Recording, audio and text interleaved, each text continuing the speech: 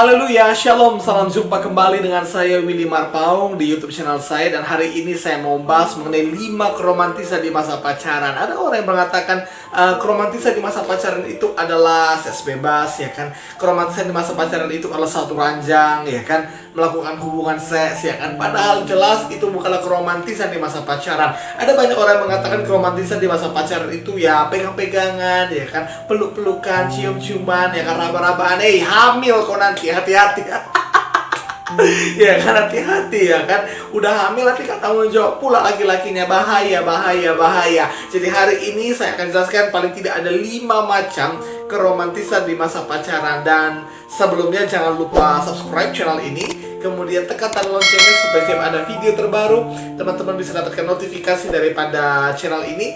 Dan juga silakan like, comment, serta share video-video saya ini sehingga boleh menjadi berkat buat teman-teman sekalian. Oke, hari ini saya akan bahas mengenai 5 macam keromantisan atau 5 macam wujud keromantisan di masa pacaran, ya. Jadi paling tidak ada 5 di sini wujudnya. Yang pertama yaitu bukan saling merangsang dan menyerahkan tubuh untuk dikuasai oleh pasangan. Dalam Kidung Agung 2 ayat 7 dituliskan, "Kusumpahi kamu putri-putri Yerusalem, demi kijang-kijang atau demi rusa-rusa betina di padang, jangan kamu membangkitkan dan menggerakkan cinta sebelum diingininya." Ada banyak orang berpikir bahwa merangsang, melakukan hubungan seks sebelum pernikahan itu adalah wujud keromantisan. Padahal jelas itu bukan wujud keromantisan. Keromantisan di masa pacaran berbeda dengan keromantisan di masa pernikahan. Seks adalah wujud keromantisan di masa pernikahan, tapi bukan di masa pacaran. Seks adalah berkat Tuhan di masa pacaran, tetapi adalah alam setan yang bisa menghancurkan masa depanmu di masa pacaran. Itu sebabnya perlu sekali perbedaan, perlu sekali pemahaman untuk membedakan mana romantis dan mana yang najis. Itu sebabnya koreksi, apakah pasanganmu itu romantis atau najis. Itu sebabnya cek baik-baik, pahami baik-baik bagaimana perlakuan pasanganmu kepadamu. Yang dimaksud di sini bukan saling merangsang. Jadi bukan hanya sekedar penyerahan tubuh seksual, tetapi merangsang, baik melalui perkataan, baik melalui pendengaran, baik melalui penglihatan, baik melalui penciuman, ya kan, baik melalui sentuhan-sentuhan yang merangsang, ya kan. Jadi sebaiknya jangan lakukan itu, dan memang harus jangan lakukan itu, ya kan, karena itu hanya akan membuat engkau jauh daripada jalan Tuhan dan ujung-ujungnya hanya akan menghancurkan masa depanmu. Amin. Jangan katakan dia kan gak melakukan hubungan seks, iya, tapi memang awalnya ya kayak gitu dulu gitu, ya kan. Awalnya memang ya kayak gitu, pegang-pegang dulu, ya kan, cium-cium dulu, ya kan. Kemudian ujung-ujungnya nanti ke sana, ya kan. Dan jangan. Itu sebabnya jangan main-main dengan dosa. Oke, nah itu yang pertama. Yang kedua, bersama-sama membangun cinta dengan menghadirkan Tuhan dan mematuhi Tuhan dalam hubungan tersebut. Ingat baik-baik, ketika engkau jatuh cinta, itu dari mata turun ke hati. Tetapi kalau kamu membangun cinta, itu dari hati naik ke mata. Jadi dalam masa pacaran, engkau sudah jatuh cinta, lalu kau udah jadian, bukan berarti udah gitu aja, tidak. Tetapi bangun cinta itu. Caranya simple, saya katakan, menghadirkan Tuhan dan mematuhi Tuhan dalam hubungan tersebut. Artinya apa? Memang menjaga kekudusan.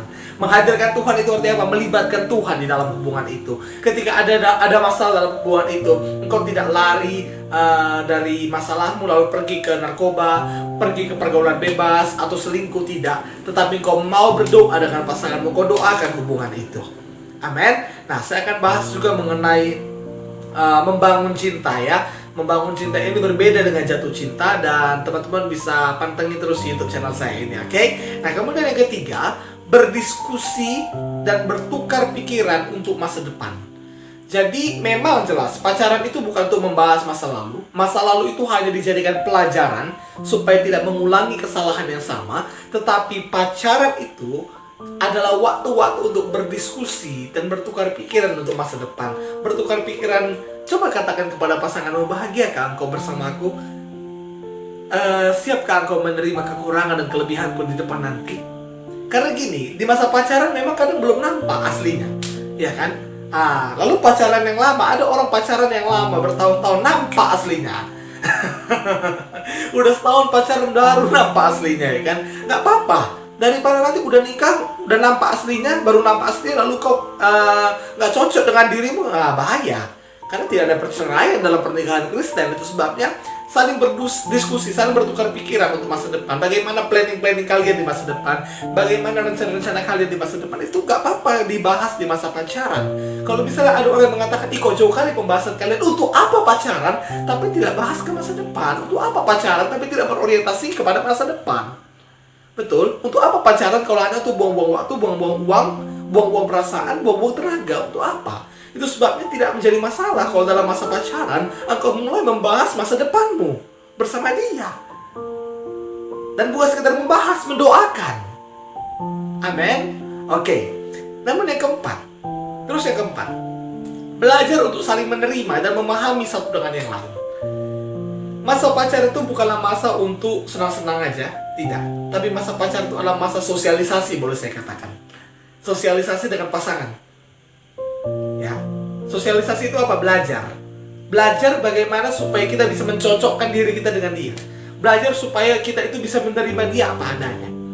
Ya, jadi di sini kita harus bisa belajar menerima dia, memahami dia, bagaimana kelebihan dia, bagaimana kekurangan dia. Bagian kita bukanlah menyudutkan dia, bagian kita bukanlah menghina dia karena kekurangan dia, tapi bagian kita melengkapi dia. Itulah pasangan yang sepadan. Tapi kalau memang kita pun gak bisa melengkapi dia dan dia pun tidak bisa melengkapi kehidupan kita, jelas itu bukan pasangan yang baik. Itu toksik nantinya. Itu bukanlah hubungan yang baik, karena hubungan yang baik adalah pasangan yang sepadan. Artinya apa? Bisa saling melengkapi satu dengan yang lain. Pasangan sepadan bukanlah berarti sama-sama karakternya, tidak. Mungkin laki-laki tegas, lalu wanitanya manja. Tapi bisa saling mencocokkan. Bagaimana kalau laki-laki tegas, wanitanya tegas, berantem terus. Jadi itu sebabnya di sini kita belajar untuk saling menerima satu dengan yang lain, ya kan? Bisa saling menerima, bisa saling memahami bagaimana karakter dari pasangan itu. Karena di masa pacaran kau boleh putus kok. Ya, di masa pacaran boleh putus, bukan berarti pacaran putus, tidak. Ya kan, itu nggak baik juga, ya kan. Tapi boleh putus kalau memang nggak cocok. Ada orang yang mempertahankan cintanya sampai gila gitu, ya kan. Saya bilang cinta nggak bisa dipaksakan. Kalau memang gak cocok, ya udah, mau gimana kita buat. Daripada nanti udah nikah baru ketahuan gak cocoknya, bagus sekarang putuskan. Habis perkara cari yang baru. Ya memang gak ada lagi yang kayak dia, tetapi lebih baik dari dia banyak. Amin. Iya kan? Jelas kan? Ada orang yang terlalu bucin berkata, Bang Willy gak ada lagi yang kayak dia. Ya memang gak ada lagi yang kayak dia. Tapi percayalah, yang lebih baik dari dia banyak. Buka matamu, dunia ini bukan hanya di kotamu itu saja, bukan hanya di negaramu saja. Mungkin kau dapat orang barat. Jadi di masa pacaran yang namanya keromantisan itu bisa saling belajar, bisa saling menerima, mulai bisa saling memahami satu dengan yang lain. Ya, jadi pacaran itu bukan so sweetnya di medsos. Boleh, tapi gak usah lah terlalu dipamer-pamerkan. Apalagi yang masih muda pacarannya, kan masih baru gitu, ya kan, baru seminggu, ya kan, langsung pamer di medsos. Baiknya jangan. Ya, kode-kode boleh di medsos, boleh. Tetapi kalau untuk menampilkan, katakan itu pasanganku, aduh, kayaknya nggak usah sebegitu kali, ya kan. Karena biarlah pacaran itu kalian aja yang tahu dan Tuhan yang tahu, lalu keluarga tahu, sahabat-sahabat yang tahu, ya kan. Nggak usah publik kali, ya kan.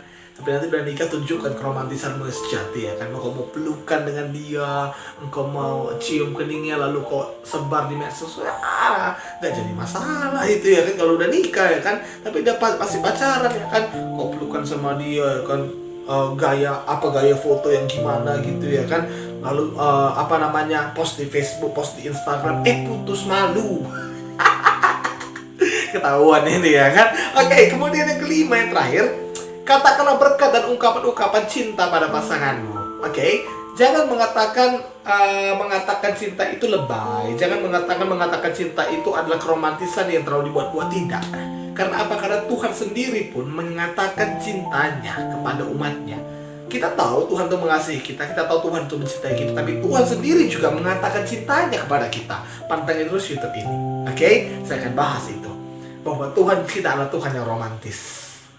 Kalau Tuhan saja menyatakan cintanya kepada kita, baik dengan perbuatan dan juga perkataan, begitu juga dengan kita. Karena apa? Karena membuktikan cinta dengan perbuatan dan menyatakan cinta dengan perkataan akan menyempurnakan segalanya. Puji Tuhan. Kiranya channel ini, video ini bisa memberkati teman-teman. Dan jangan lupa subscribe dan juga share video ini supaya lebih banyak lagi orang yang diberkati, lebih banyak lagi orang yang mengerti bahwa keromantisan di masa pacaran bukanlah membangkitkan nafsu, bukanlah membangkitkan gairah seks. Seks itu ada, nafsu itu ada, itu baik, itu berkat Tuhan. Tapi jangan jadikan itu alat setan yang akan menghancurkan kehidupanmu. Salam saya Willy Marpaung. Kiranya yang pacaran langgeng, yang jomblo sabar. Waktu Tuhan pasti yang terbaik. Itu lagu jomblo ya kan. Oke, sampai jumpa di video berikutnya. Tuhan Yesus memberkati kita semuanya.